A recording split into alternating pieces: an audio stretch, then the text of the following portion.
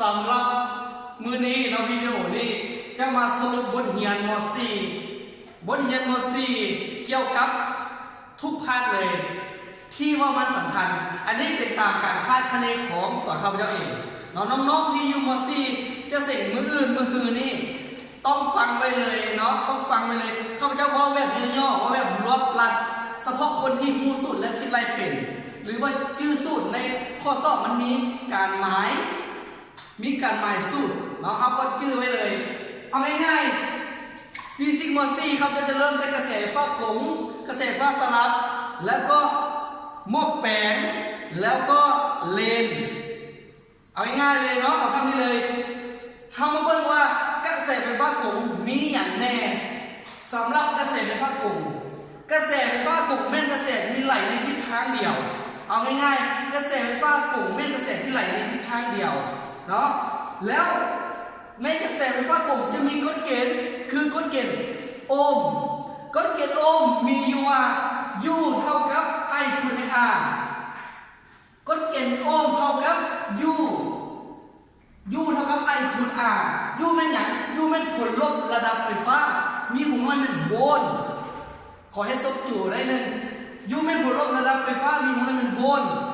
I เป็นความเข้มกระแสไฟฟ้ามีหัวมันเป็นแอมแปร์ตัว A นี่เป็นแอมแปร์ R เป็นความต้านมีหัวมันเป็นโอห์มความต้านในวงจรไฟฟ้ามีหัวมันเป็นโอห์มเนาะตัวนี้หมดไปสำหรับกฎเกณฑ์โอห์มให้รู้ว่า U แม่นหยัง I แม่นหยัง R แม่นหยังเนาะนี่คือสูตรของกฎเกณฑ์โอห์มถ้าว่าพระเจ้าให้มาก็แทนไปตามนั้นโอเคเนาะเพราะเป็นสูตรเฉพาะสูตรเด้อแล้ววันนี้เขาจะมาเบิ่งในกฎเกณฑ์โอห์มมันจะมีการต่อเรียนการต่อขนานในวงจรไฟฟ้าสำหรับกระแสไฟฟ้ากงเนาะจะมีการต่อเรียนการต่อขนานข้าพเจ้าจะว่าถึง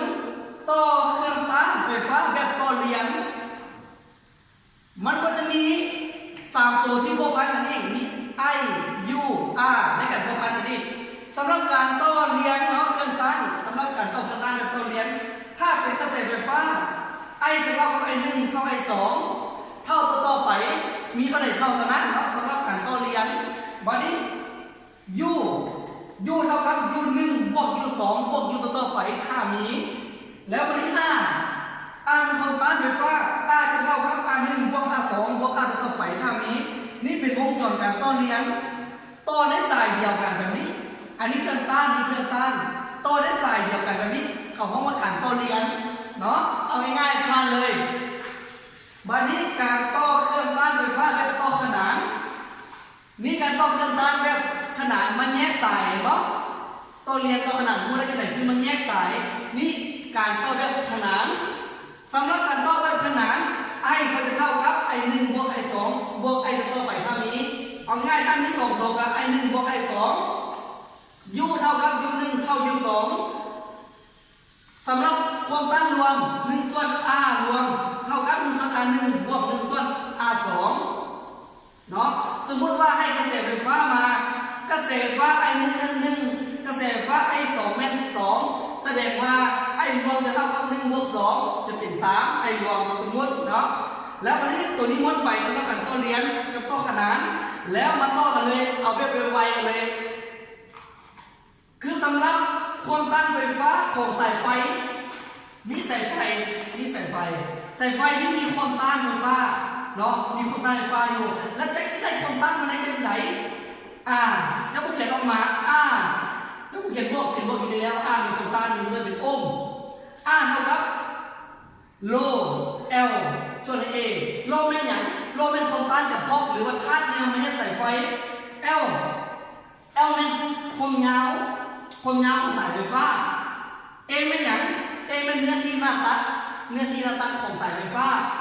มีความน้อยเป็นแมทกำลัง2 L มีความน้อยเป็นแมทตัวนี้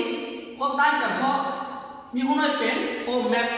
จบวันนี้นะจบแล้ววันนี้มาบนสูตรเกี่ยวกับหม้อแปลงนี้จะใส่หม้อแปลงนี้หน้าที่แปลงไฟฟ้า